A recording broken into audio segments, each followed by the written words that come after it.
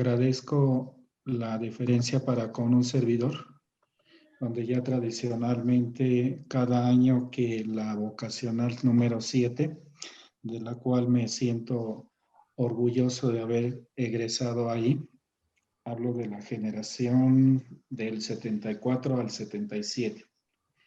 Es decir, nuestras instalaciones todavía eran nuevas. Pues recordemos el antecedente de Tlatelolco de dicha institución. Entonces, en los últimos años me han invitado pues, para exponer algún tema que espero resulte de su interés. En este caso, quiero precisar, es basado en la inteligencia artificial. ¿De acuerdo? Dicho lo anterior, el objetivo es presentar tres temas: antecedentes, estado y tendencias de la educación a distancia que se enriquece a través de la inteligencia artificial. Y es muy importante resaltar, la educación a distancia como tal existe desde hace décadas, si no es que más tiempo. Tan solo debemos recordar por correspondencia cursos, por radio, televisión. Inclusive mi debut en este campo fue por ahí del año 92 en el ITES, Campus Estado de México, donde tuve la oportunidad de colaborar en un curso a distancia de maestría en ciencias de la computación que se transmitía a todos los campus en la república de dicho instituto a través de vía satélite. Aún no estaba en boga el Internet. Luego entonces, las modalidades de educación a distancia son diversas y no todas incluyen el aporte de la inteligencia artificial. Para decirlo en pocas palabras, seguramente todo el mundo tiene un teléfono celular consigo y lo más probable es que su modelo de estar actualizado es inteligente. Pero quizás entre algunos de los que aún no se conectan tengan los teléfonos clásicos, que solamente tienen la función de enlace telefónico, voz y mensaje de datos, y no se caracterizan por ninguna funcionalidad que le han denominado la mercadotecnia inteligente. Bueno, de eso les hablaré yo hoy, de todos aquellos sistemas de educación a distancia que toman en cuenta la contribución de la IA, de la cual les comentaré parte de la formación de un servidor, es la especialidad y la maestría en inteligencia artificial. Eso lo estudié en los 80s en la Fundación Arturo Rosenbluth, que fue pionera en esta línea, mucho antes que la UNAM, el POLI y el propio TEC de Monterrey. Precisamente por eso me abrió las puertas en el Instituto Tecnológico de Estudios Superiores de Monterrey, precisamente por contar con dicha formación, que no es lo mismo que la informática, la computación o los sistemas. Bien, pasemos entonces a la materia. Pueden observar en la línea de contenido los tres temas. Cada uno de ellos, a su vez, consta de tres tópicos. Por lo tanto, haremos una especie de viaje en el túnel del tiempo. Veremos cuál es la situación a lo largo del siglo pasado y la situación y las tendencias del presente. De entrada, debemos recordar que siglos atrás estalló lo que se denominó la Revolución Industrial. Y esta, en esencia, procuró mecanizar actividades rutinarias que generalmente el ser humano realizaba en el campo, en la industria, etc. Por lo tanto, no es de extrañar que uno de los intereses en el siglo XIX fue automatizar la instrucción. De hecho, según el autor Mellon, 1936, se hace referencia a tal antecedente. Ya de manera formal, hace 100 años, a través de el intento denominado instrucción programada. ¿Me siguen escuchando? Bien. Se llevó a cabo por Sidney Presey en 1927 y tuvo la intención de mejorar el proceso de aprendizaje, así como el de enseñanza. Para eso se echó mano del método de instrucción programada. Se observan, consta de 4 pasos, los cuales hasta la fecha son tomados en cuenta, sin importar el sistema de enseñanza educativa a distancia. A su vez, por lo que respecta al teaching, este autor inventó una máquina de enseñanza que lleva el nombre de Automatic Teacher. La compañía Bell Manufacturing Company fabricó 250 equipos, pero solo se vendieron 160. En aquella época estalló una crisis económica de la Gran Depresión, se conoció. ¿Le resulta familiar? Bien, pues eso impidió que este inventor, este genio, continuara con su desarrollo de mecanizar, automatizar la instrucción. Posteriormente, un matemático, Harvey Long, tuvo también la intención de llevar la enseñanza, en este caso del lenguaje Fortran, a los ingenieros de IBM que estaban ubicados en distintas sucursales en los Estados Unidos de América.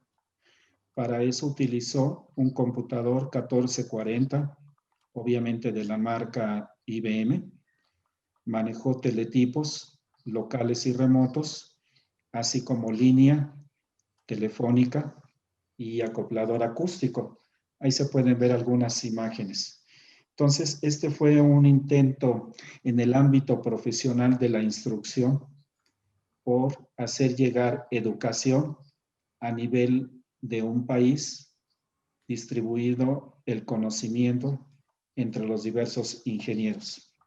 Él aplicó el método propuesto por Crowder, que consta de los 3 pasos que aparecen en la parte inferior de la lámina. Pueden apreciar que también son familiares en el proceso de enseñanza de la actualidad. Gracias a esfuerzos como los que ya mencioné, fue agarrando forma la investigación en este campo, que de hecho es el enfoque que yo aplico en esta presentación, desde el punto de vista de la investigación. Por lo tanto, el primer paradigma que se acuñó llevó el nombre que ustedes observan en las siglas CAI, cuya traducción pues es instrucción asistida, auxiliada por computadora. Precisamente el investigador Leonard Orr, cuya fotografía aparece ahí, fue precisamente el pionero en este tipo de sistemas que se organizaban estáticamente de manera monolítica para integrar conocimiento pedagógico y del tema de enseñanza. Las funcionalidades que en esa época los sistemas CAI ofertaron consta de las 4 que aparecen al pie: ejercicio y práctica, tutorial, problemas, simulación, y hay ahí una actividad más. Bien, dicho lo anterior, el flujo de trabajo que caracterizaron los programas de cómputo a la fecha se sigue utilizando.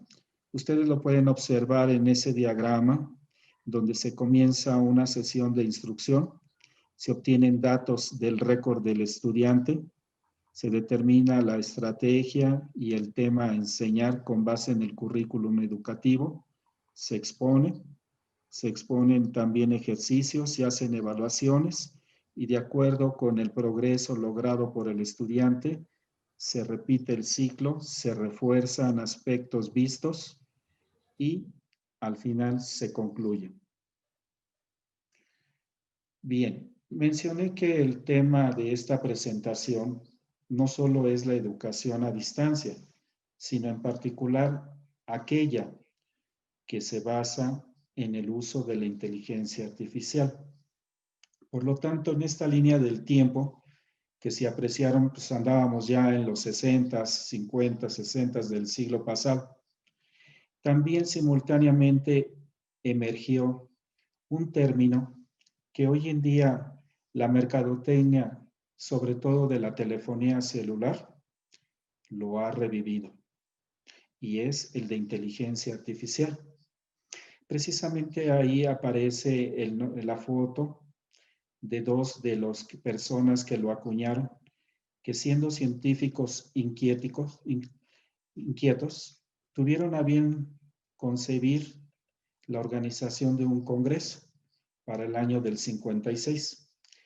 Ustedes saben que los americanos son muy dados a la mercadotecnia y por lo tanto buscaron un término que no solo identificara la naturaleza del congreso, sino que también impactara.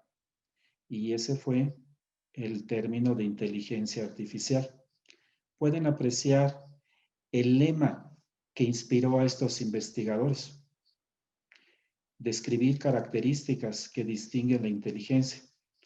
De ser posible, entonces se puede crear una máquina para simular la inteligencia. Bastante sencillo, pero muy ambicioso. Inclusive para su época, donde el cómputo también emergía, aún no estaban dadas las condiciones para lograr esos alcances, al menos no de acuerdo con las expectativas originales. De hecho, en el presente comienzan a ver las condiciones necesarias para ello, y aún todavía hay mucho camino por hacer, como lo veremos más tarde. El de la izquierda es John McCarthy, a quien se le acredita el término, y su colega Marvin Minsky. Les confieso, cuando hice mi estancia en el MIT, allá en Cambridge, Massachusetts, pues fui detrás de las huellas de ambos.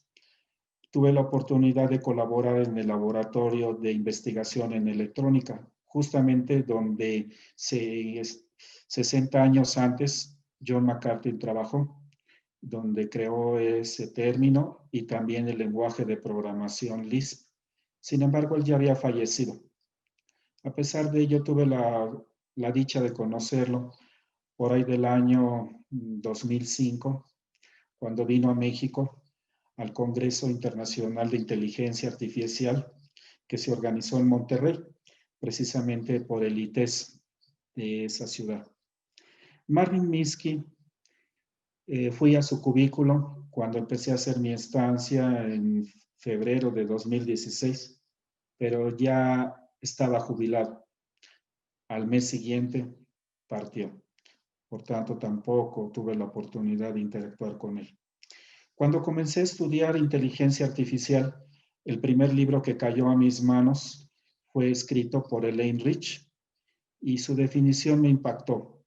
Como pueden apreciar, hay mucho por hacer, pues la inteligencia artificial busca hacer cosas con computadoras que por el momento el ser humano las hace mejor.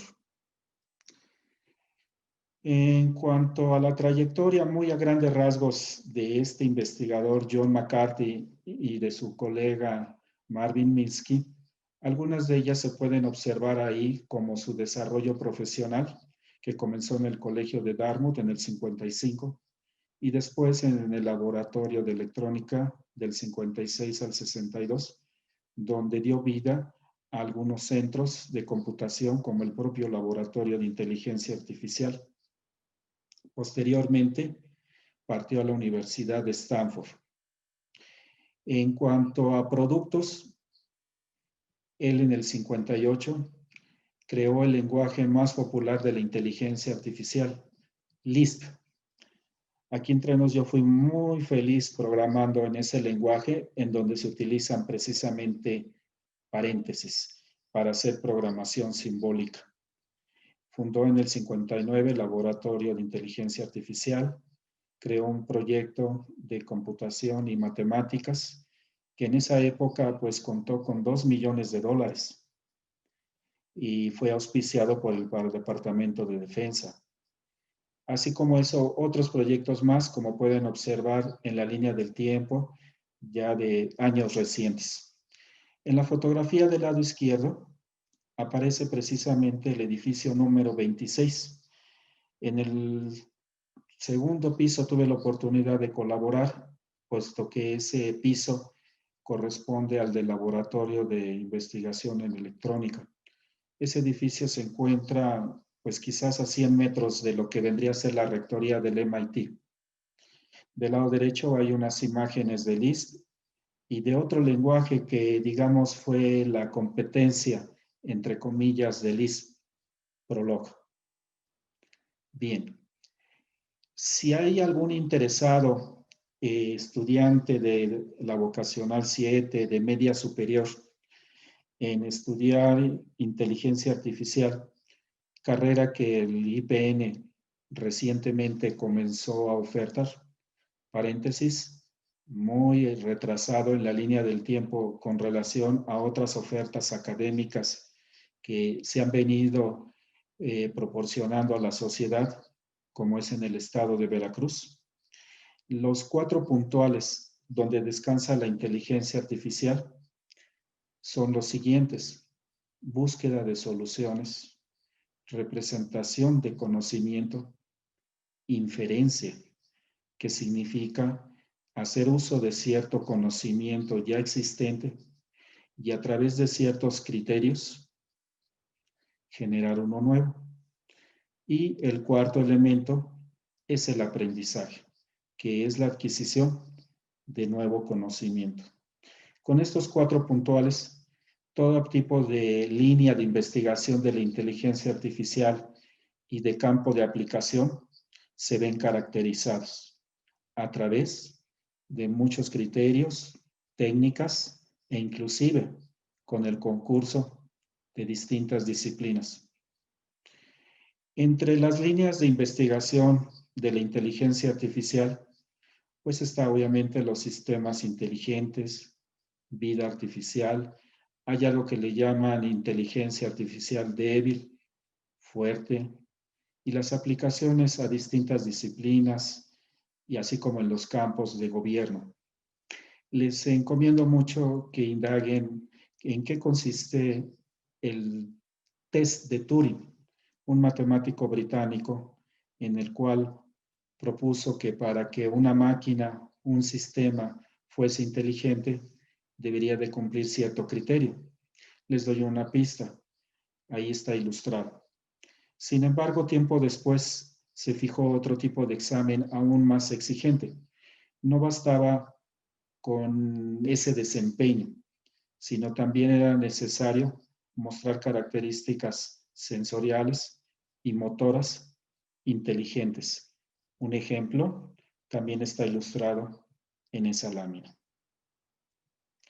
Bien, uniendo esas dos ramas, la mecanización, automatización de la instrucción, de la enseñanza, que recordarán, data del siglo XIX, con una contribución a de hace 100 años, más el surgimiento de los CAIs, y la línea de la inteligencia artificial, cuyos antecedentes y líneas de investigación se acaban de explicar, dan vida a lo que para muchos se llama Artificial Intelligence in Education. Y aquí, más que nada, se busca enriquecer con esas características que un sistema inteligente debería contar para enriquecer el proceso de enseñanza y aprendizaje, particularmente la interacción con el estudiante, el aprendiente y la toma de decisiones en tiempo real para adaptar y personalizar la educación a cada individuo. Y esa fue la razón por la que yo decidí, a partir de 2001, incursionar en este campo. Para entonces un servidor, pues ya contaba con 20 años de experiencia como catedrático a nivel licenciatura y maestría en UPIXA y también el ITESM. Por otro lado, por ser profesor de tiempo parcial, era feliz con 12 horas, lo confieso.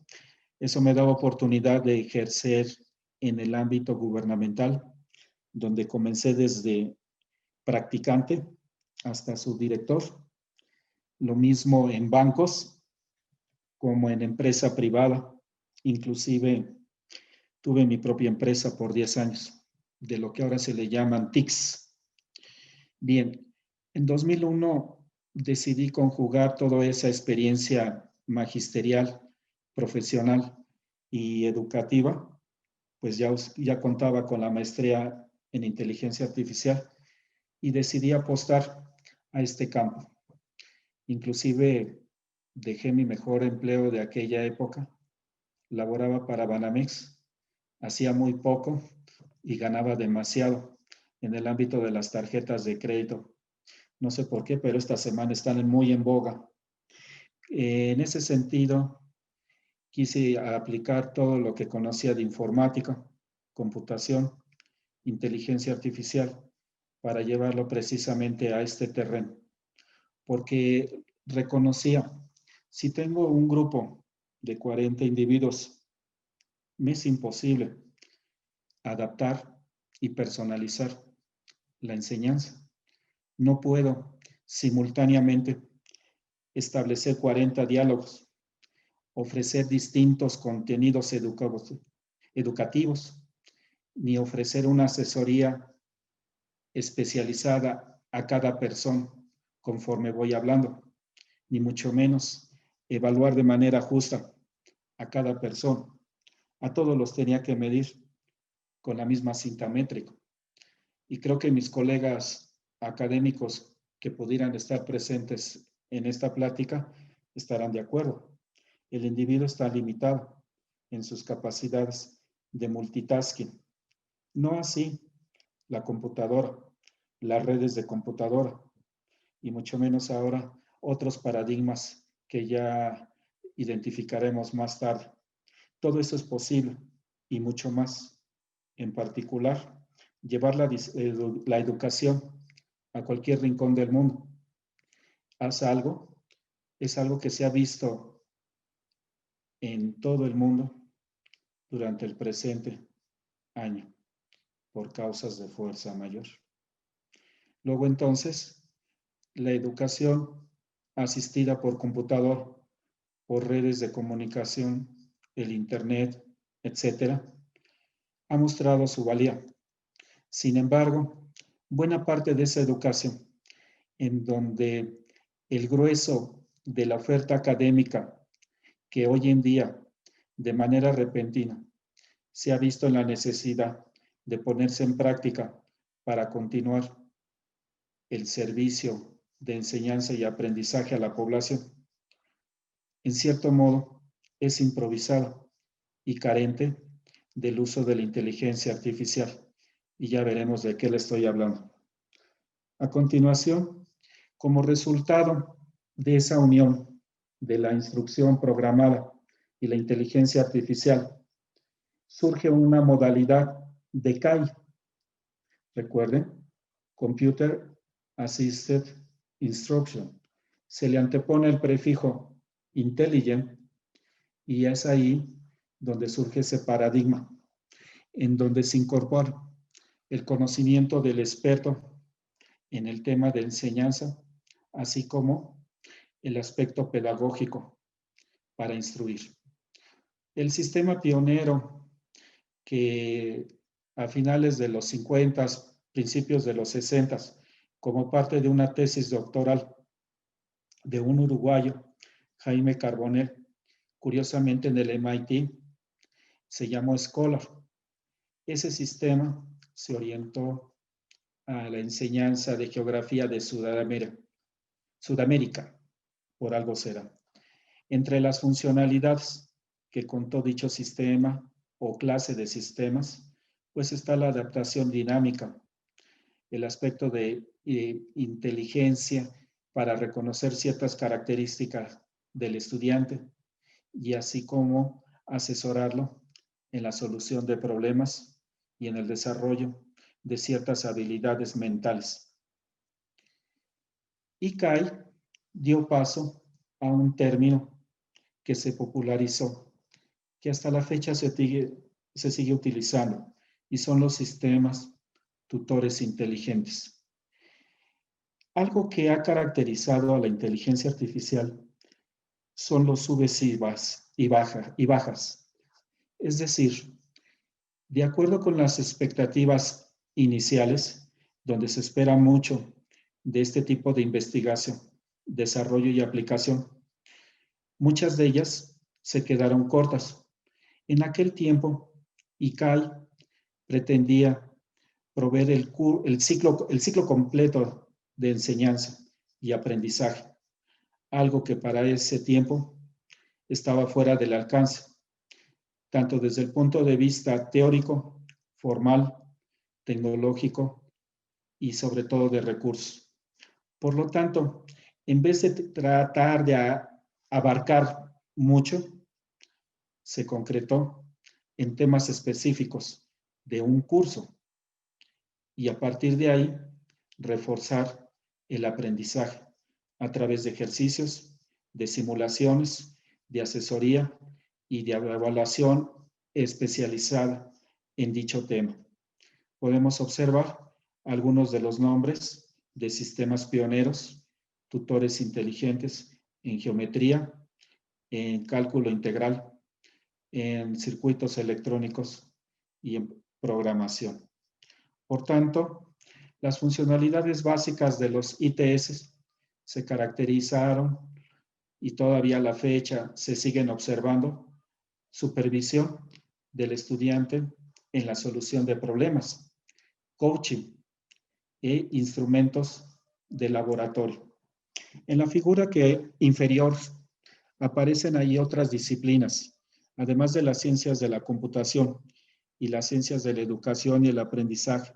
También está la psicología cognitiva y de ahí dan vida a las ciencias cognitivas. Y dentro de esto encajan los sistemas tutores inteligentes.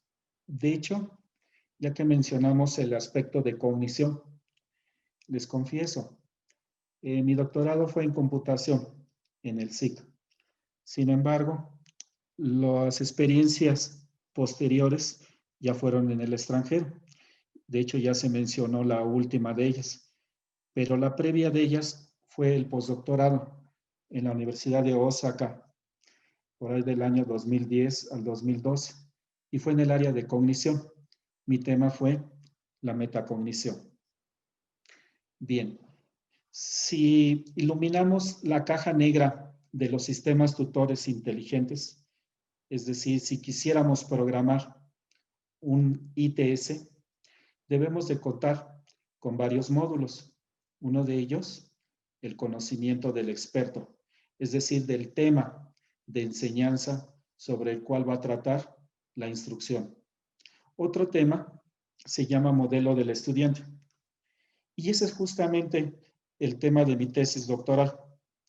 Yo en ese tiempo, estoy hablando del 2001, como ya mencioné, yo me dije, a ver Alejandro, tú quieres personalizar la educación, centrarla en el estudiante, tratarlo como lo que es un individuo y no como un grupo de individuos, como te sucede en el aula. Luego entonces, antes de que la puedas adaptar, necesitas conocer a cada estudiante, es decir, sus intereses, antecedentes académicos, capacidades cognitivas, formas de estímulo, maneras de aprendizaje, hábitos del individuo, etcétera, etcétera. Luego entonces, la solución se llama modelo del estudiante. Es una imagen mental que caracteriza a cada persona de acuerdo con algunos rasgos, ya sea de antecedentes, ya sea de comportamiento durante el proceso de enseñanza-aprendizaje y también con especulaciones, es decir, predicciones sobre comportamientos que pudiera alcanzar el estudiante a lo largo del proceso de enseñanza. Tan solo aprenderá, desertará, copiará, etc. Por eso mi tesis doctoral se llamó Un modelo del estudiante basado en mapas cognitivos. Continuando, otro módulo es el tutor, que viene a ser el símil del profesor humano, el coach, el instructor, aquel que en un momento dado participa en el diseño curricular de los planes y programas de estudio, en la confección de material educativo y también en el proceso de enseñanza en el aula y ahora pues a través del computador y de la plataforma que en este caso el IPN ha puesto al alcance de los colegas. Se requiere también de una interfase con el usuario. De hecho, una de las cuestiones más importantes es monitorear la actitud, lo que está haciendo el individuo. Más allá de la imagen que proyecta en una pequeña pantalla, hay maneras de tratar de inferir si de entrada está prestando atención, si está interesado, si está aprendiendo. Para eso existen todas las mediciones biométricas, el tamaño de la pupila, la temperatura, la presión sobre el asiento, el sudor en las manos, etcétera, etcétera, que son elementos sensoriales que de alguna manera pueden proporcionar información útil en tiempo real para conocer si realmente el estudiante está en la clase. Continuando, dicho la semblanza tanto de antecedentes como de lo que es la educación asistida por inteligencia artificial, debemos considerar que este entorno requiere de recursos y uno de ellos pues, son los computadores. Recordemos los albores de la educación automatizada y también de la inteligencia artificial.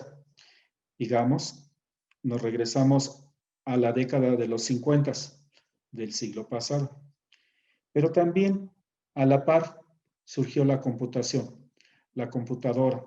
Si se acuerdan algunos colegas, quizás sean los que no están presentes ahorita en línea, la primera generación de computadoras, después de aquellas de propósito militar, usaban bulbos. Pueden ver la imagen superior izquierda. La segunda generación usó transistores. La tercera, imagen del centro, los circuitos. Y de ahí pues se ha llegado a una serie de paradigmas diversos. En el orden de las manecillas del reloj, de arriba a la derecha y hacia abajo, pues aparecieron los mainframes, las minicomputadoras, la computadora personal. Yo recuerdo que en el caso del Politécnico, UPIXA creó su carrera de licenciado en informática en el 74. Yo ingresé en el 77 y por mi excelente promedio con el que egresé de mi querida vocación, pues no quedé en la carrera de informática. Entonces estudié un año de ingeniería industrial. Sin embargo, por razones de peso, en tercer semestre me cambié de carrera a informática. ¿Y cuál fue mi sorpresa? No había computadoras en la escuela. Solo existían terminales, perforadoras de tarjeta de cartón y unas máquinas lectoras que hacían llegar los datos capturados de un programa COBOL, Fortran, BASIC, a computadores que el Politécnico contaba en esa época en COFA y en el SENAC. Bien, continuando la evolución de computadoras, del lado izquierdo al centro, a la mitad, pues están los racks de computadoras. Abajo están los mainframes, lo que ahora le llaman cloud computing, toda la parte mobile, la parte de cómputo ubicuo y algo que proviene pues de la física cuántica, el cómputo cuántico que se entiende revolucionará todo. Doctor, una interrupción, perdón por la interrupción. Nos quedan pocos minutos. Si gustase usted tomarlo en cuenta para ver la posibilidad de generar alguna pregunta del auditorio. Gusto. Gracias. Medios de comunicación, pues sabemos los líneas telefónicos, alámbricos, inalámbricos, satelitales. En cuanto a los enfoques de la inteligencia artificial, pues vamos desde lo que vienen a ser la creación lineal hasta la parte de tutoría inteligente. En relación a las últimas décadas, está la parte adaptiva, la dirigida por datos, analítica y virtual. En cuanto a los trabajos desarrollados, van desde laboratorio hasta producción, como está ocurriendo hoy a nivel mundial y en el caso particular del Politécnico. En cuanto al uso, va desde una sola persona, multiusuario, trabajo en equipo y masivo. En cuanto a paradigmas de aprendizaje, hay diversos. En particular, el que llama la atención es Massive Learning, el que está en la parte inferior. Son cursos que desde 2008, universidades como Harvard, MIT y Stanford, incluyendo el Poli, ofrecen a la comunidad mundial. En cuanto a enfoques, entre los que más destacados están los que usan las redes sociales y los que usan la ciencia de datos. Con respecto a los sistemas, pues prácticamente todos ellos son web-based education systems. Sin embargo, a nivel producción, la gran mayoría caen en la categoría de LMS, CMS y IMS, es decir, sistemas administradores de cursos, de aprendizaje, de enseñanza. Aquellos investigadores que desean comenzar una línea de trabajo, pues lo primero que deben de identificar quiénes son los que le han precedido, es decir, los sujetos epistemológicos pertinentes. En lo particular, tuve el gusto de conocer a varios de ellos. Judy Kay, la visité en Sydney, Australia. Peter Brudlowski, en un congreso en Washington. Y así sucesivamente pueden ver la foto, nombre y campo de aplicación de algunos de ellos. Es decir, hay que conocer toda su obra y con base en ello identificar dónde va la tendencia actual de esta línea de trabajo. También están las comunidades epistemológicas, es decir, aquellas asociaciones especializadas en minería de datos, en analíticas de aprendizaje, en tutores inteligentes, en la educación asistida por la inteligencia artificial. De igual manera, de lo que está ocurriendo en este momento, los eventos son necesarios acudir a ellos. Conferencias en inteligencia artificial, sistemas tutores, analíticas de datos, educación basada en la minería de datos. Sin embargo, llega el momento de dar a conocer los resultados y para ello el medio privilegiado son las revistas, es decir, en los campos anteriores donde presenté sujetos, comunidades y eventos, también tienen sus revistas prestigiadas. ¿Qué hay de las tendencias? Por alguna razón, y no me refiero política a nuestro país, el número 4 está en boga. La cuarta revolución industrial, la cuarta, llamémosle así, versión de la investigación, que se basa en el uso de la inteligencia artificial. De la misma manera, la educación es otro de los elementos de la cuarta revolución industrial junto con la industria. En lo particular, en el ámbito de la educación, hay otro término que se utiliza como paraguas, siglo XXI, educación, aprendientes, aprendizaje, conocimiento y habilidades. En lo personal, mi línea de trabajo se orienta a temas que ya presenté. Aprendizaje ubicuo, metacognición, redes sociales, analíticas de aprendizaje, minería de datos, sistemas inteligentes y adaptativos. Los 6 ejemplares, ustedes los pueden descargar de mis libros editados haciendo uso de alguna computadora del IPN.